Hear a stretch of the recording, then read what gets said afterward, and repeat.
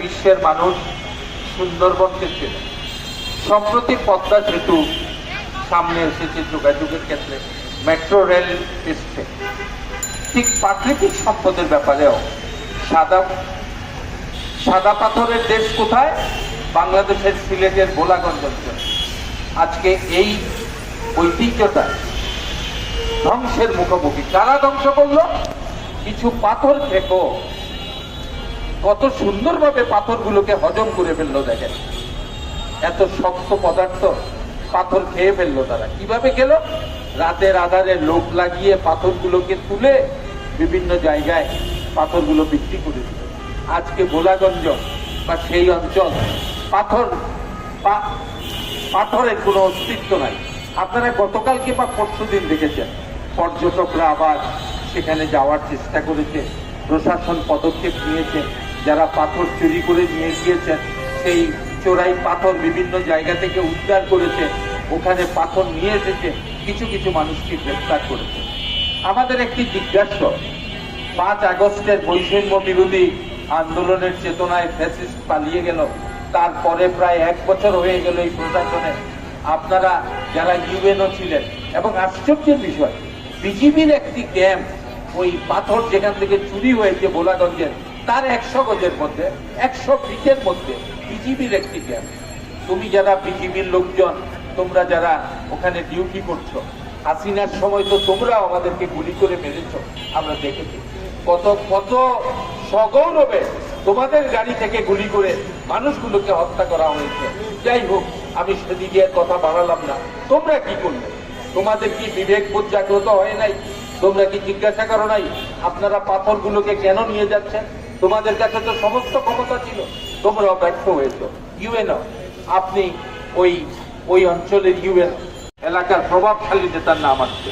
আজকে আমরা বলতে চাই, যাদের নাম এসেছে তাদেরকে তাদের শর্ত রাজনৈতিক দল থেকে কিছুদিনের জন্য অব্যাহতি দেবে। তদন্ত হোক, তাদের যদি সংশ্লিষ্টতা থাকে, তাদের যদি বখরা চাঁদাবাজির মধ্যে কোনো ইনভলভমেন্ট থেকে থাকে, তাইলে তারা রাজনীতি করবার অধিকার নাই। তারা চোরের দল করবে, চোরের সংগঠন করবে, পাথর চোরদের নিয়ে তারা সমিতি করবে, পাথর চোর সমিতি, যেটা সভাপতি সাধারণ সম্পাদক হবেন আপনারা। তাদেরকে কিছুদিনের জন্য অব্যাহতি। আর সব প্রশাসন পাথর চুরির টাকা নিয়েছে, আমরা দেখি পত্রপত্রিকায়। তাদেরকে দিয়ে আপনি তদন্ত কিভাবে করবেন? কি লাভ হবে? চোরদেরকে দিয়ে চোরের বিচার, চোরদেরকে দিয়ে চোরের শাস্তি কিভাবে হবে? চোর যদি বিচারক হয়, চোর যদি পুলিশ হয়, চোর যদি সাক্ষী হয়, তার ন্যায় বিচার কিভাবে হবে? কাজেই এই চোরদেরকে দিয়ে তদন্ত কমিটি হবে না। তো এখন তদন্ত কমিটি কাকে দিয়ে করবে? আমাদের দাবি হচ্ছে, সেনাবাহিনী 5 তারিখের আগে সেনাবাহিনী আমাদের মানুষকে হত্যা করেছে। তাদের রাইফেল থেকে গুলি বেরিয়ে রাজপথে তপ্ত রাজপথে জড়েছে। কিন্তু 5 তারিখের 2-3 দিন আগে থেকে সেনাবাহিনী বলেছে, আমার ভাইদেরকে আমরা হত্যা করতে পারবো না, আমরা সরকারের হত্যার নির্দেশ মানব না। সে কারণে সেনাবাহিনী যখন তার রাইফেল গুটিয়ে ফেললো, হত্যা করলো না, গুলি করলো না, সরকারের পতনটা হত্যাচ্ছন্ন হয়ে গেল। এই সেনাবাহিনী তখনকার এই রক্ত গঙ্গাকে, তবে আপনারা প্রশাসন পাথর উত্তোলনের বাইরে গিয়ে আর কি পদক্ষেপে তাদের কর্মসংস্থান করবেন সেই ব্যবস্থা আপনারা করেন। এটা এই সংগঠনের মোটামুটি দাবি। আমি আরেকটি কথাই সংগঠনের নেতৃবৃন্দকে বলতে চাই, আপনারা একটা ভালো উদ্যোগ দিয়েছেন। আপনারা একটু ভোলাগঞ্জের পরিদর্শনও করে আসতে পারেন, স্থানীয় সবার সাথে আপনারা যোগাযোগ করে কথা বলে আসতে পারেন, এটা করতে পারেন। আর সম্মানিত উপস্থিতি, ইতিমধ্যে শুনেছেন সিলেটে যেতে 12 ঘন্টা 13 ঘন্টা লাগে। আপনি হযরত শাহজালাল, হযরত শাহপরানের মাজার জিয়ারত করবেন, মনের মধ্যে একটু অনুভূতি আছে, যাবেন সেখানে, ওনাকে একটা সালাম দেবেন, আপনার 12-13 ঘন্টা রাস্তায় চলে যাবে। আপনার রাস্তা আপনাকে নিয়ে যেতে পারবে না। এত এত এত খারাপ রাস্তা, এত ভাঙাচোরা রাস্তা, মানুষের চলাচলের কোনো উপযোগী নয়। ওই রাস্তাকে 6 লেনে উৎকীর্ণ করতে হবে। সিলেটের যে সম্পদ আছে, আরো যেগুলো আছে, চা শিল্প, এগুলোকে সমৃদ্ধ করতে হবে, পাথর শিল্প, এগুলোকে সমৃদ্ধ করতে হবে, মৎস্য সম্পদ, ধান্য সম্পদ, এগুলোকে আপনি পরিকল্পিতভাবে চেষ্টা করতে হবে, সমৃদ্ধ করতে হবে। সিলেটের অনেক গুরুত্বপূর্ণ জলাশয় আছে, ফাঁকালুকি জলাশয়, হাইলাকান্দির জলাশয়, কৃষ্ণাকান্দি জলাশয়, এগুলোকে রাষ্ট্রে গুম করেছেন আপনারা।